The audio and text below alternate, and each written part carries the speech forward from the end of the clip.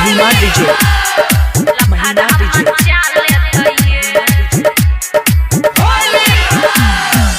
सुनु ये भौज किया जाए शरमाइए घर से निकलू न बूटा का कमाइए भौजी सुनु ये भौज किया जाए शरमाइए घर से निकलू न बूटा का कमाई भर छै पिचकारी भकयाउन तैयारी भर छै पिचकारी भकयाउन तैयारी हमर मनमा जुरा लेतैये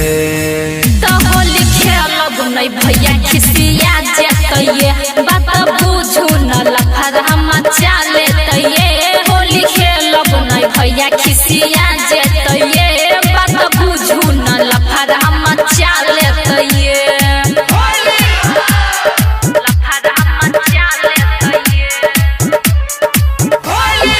महिमा डीजे सौली जो वाली से एमआरएस म्यूजिक की शानदार प्रस्तुति सज धज कोछियै आई तैयारिया कहै छी नखरा नहीं कहरु आइए कहै छी नखरा नहीं कहरु आइए सज धज कोछियै आई तैयारिया कहै छी नखरा नहीं कहरु आइए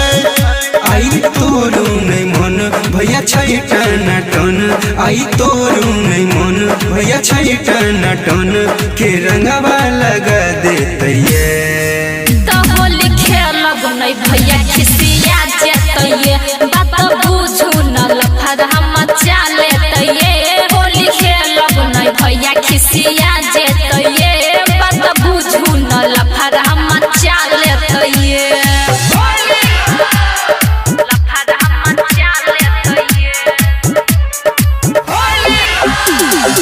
महिमा डीजे सौली जो वाली से एमआरएस म्यूजिक की शानदार प्रस्तुति कहो ये के करो से कहरु नहीं बातिए आई एक दिन कैले कहरै छी घातिए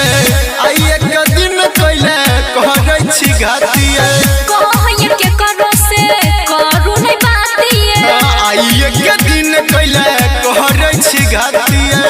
राइटर अभिषेक करा दे एते छोटू के साथे राइटर अभिषेक करा दे एते छोटू के साथे रोशन दोसर बोला लेतैये होली खेलब नहीं भैया खिसी